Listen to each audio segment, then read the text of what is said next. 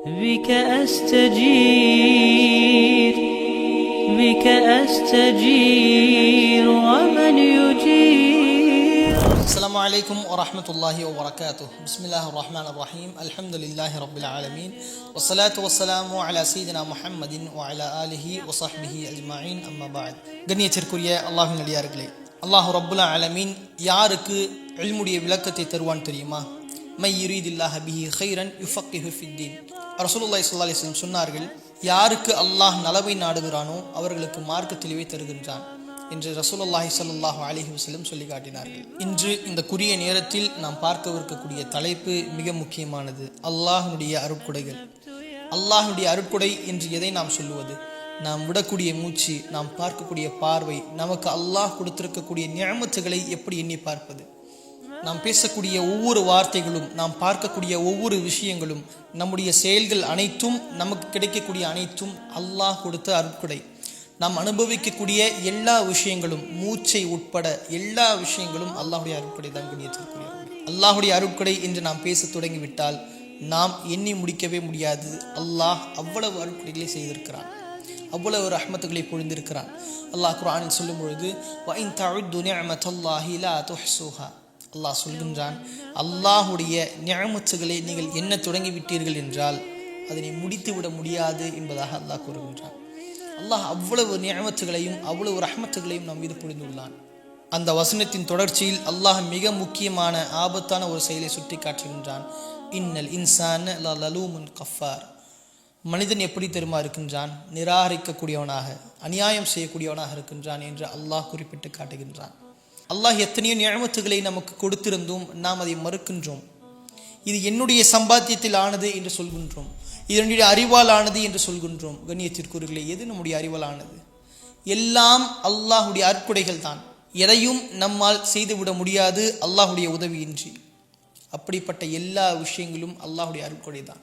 பொதுவாகவே நாம் உலக மக்களிடம் எவ்வாறு நடந்து கொள்கிறோம்? ஒருவர் நமக்கு உதவி செய்து விட்டால் அவர்களுக்கு நன்றி செலுத்துகிறோம்.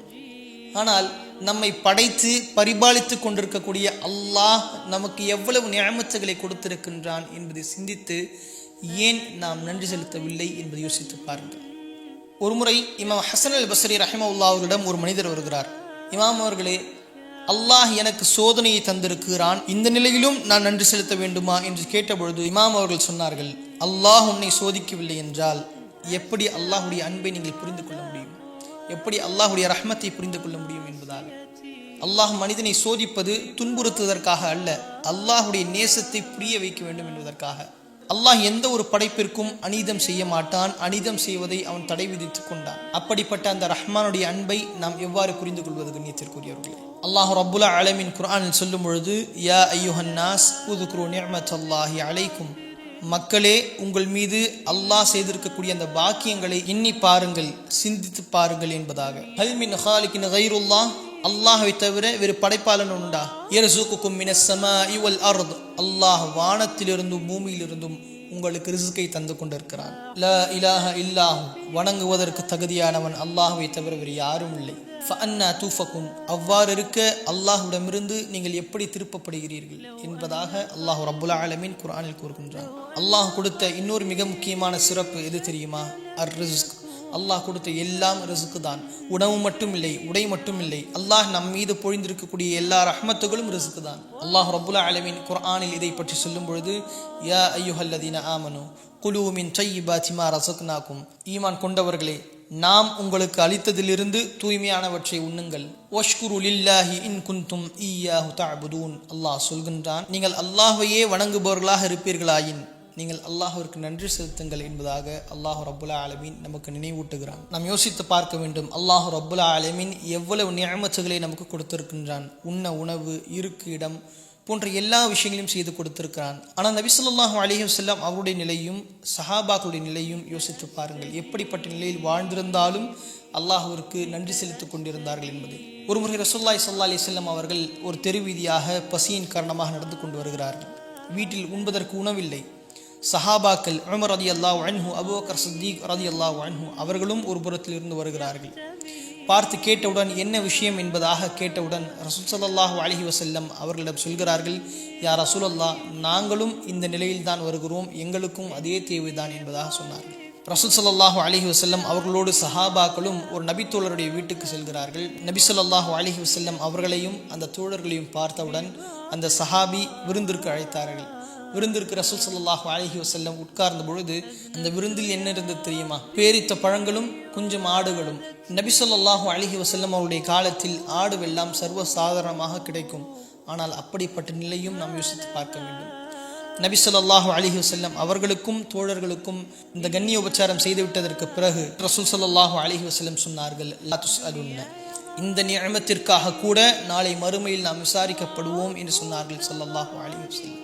அல்லாஹ் ரப்புல் ஆலமீன் நமக்கு நினைவூட்டுகின்றான், தும்ம லதுஸ்அலுன்ன யௌமஇதின் அனின் நஈம்.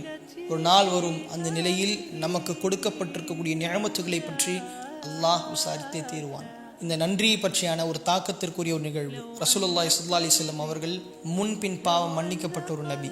இரவு முழுவதும் நின்று தொழுகிறார்கள். ஆயிஷா ரலியல்லாஹு அன்ஹா அவர்கள் பார்த்து கேட்கிறார்கள், யா ரசூலல்லாஹ், நீங்கள் முன்பின் பாவம் மன்னிக்கப்பட்ட ஒரு நபி, ஏன் இவ்வளவு சிரமத்தை மேற்கொள்ள வேண்டும் என்று ஆயிஷா ரலியல்லாஹு அன்ஹா கேட்டவுடன் ஸல்லல்லாஹு அலைஹி வஸல்லம் சொன்னார்கள், அஃபலா அகூன அப்தன் ஷகூரா, நான் அல்லாஹ்விற்கு நன்றியுள்ள அடியானாக இருக்க வேண்டாமா என்று கேட்டார்கள். சுப்ஹானல்லாஹ். கண்ணியத்திற்குரியவர்களே, நபியுடைய நிலையை யோசித்து பாருங்கள், நம்முடைய நிலையும் யோசித்து பாருங்கள். நாம் எல்லாம் இருந்தாலும் எதையும் இல்லாதது போல் பொறாமை கொள்கிறோம். அல்லாஹ் ரப்புல் ஆலமீன் எதையெல்லாம் கொடுத்திருக்கின்றானோ அதை மறுக்கிறோம். நபி ஸல்லல்லாஹு அலைஹி வஸல்லம் அந்த நிலையில் கூட ஸல்லல்லாஹு அலைஹி வஸல்லம் சொன்னார்கள், நான் நன்றியுள்ள அடியானாக இருக்க வேண்டாமா என்று நினைவு கூறினார்கள். கண்ணியத்திற்குரியவர்களே, அல்லாஹ்விற்கு ஒரு அடியான் நன்றி செலுத்தினால் அல்லாஹ் அந்த நிஅமத்தை பன்மடங்காக்கி தருவதாக அல்லாஹ்வுடைய வாக்குறுதி உண்டு. அப்படிப்பட்ட நிஅமத்துகளை எண்ணி நாம் நிச்சயமாக அல்லாஹ்விற்கு நன்றி செலுத்தியே ஆக வேண்டும். அல்லாஹ் கொடுத்ததில் எமக்கு மிகப்பெரிய ஒரு நிஅமத் இந்த தீன் இஸ்லாத்தில் அல்லாஹ் நம்மை வைத்திருப்பது. இப்படிப்பட்ட இந்த சிறப்புமிக்க இந்த தீனில் நபி ஸல்லல்லாஹு அலைஹி வஸல்லம் அவருடைய உம்மத்திலும் நம்மை அல்லாஹ் ஆக்கியது. கண்ணியத்திற்குரியவர்களே, அல்லாஹ் ரப்புல் ஆலமீனுடைய நிஅமத்தை நாம் சொல்லிக்கொண்டே போகலாம். அல்லாஹ் ரப்புல் ஆலமீன் நமக்கு கொடுத்த இந்த நிஅமத்தை எண்ணி அல்லாஹ்விற்கு நன்றி செலுத்துவோம். நாளை மறுமையில் நன்றி செலுத்தியவர்களின் கூட்டத்தில் அல்லாஹ் ரப்புல் ஆலமீன் நம் அனைவரையும் அல்லாஹ் எழுப்புவானாக. வ ஆகிரு தஅவானா அல்ஹம்துலில்லாஹி ரப்பில் ஆலமீன். வஸ்ஸலாமு அலைக்கும் வரஹ்மத்துல்லாஹி வபரகாத்துஹு.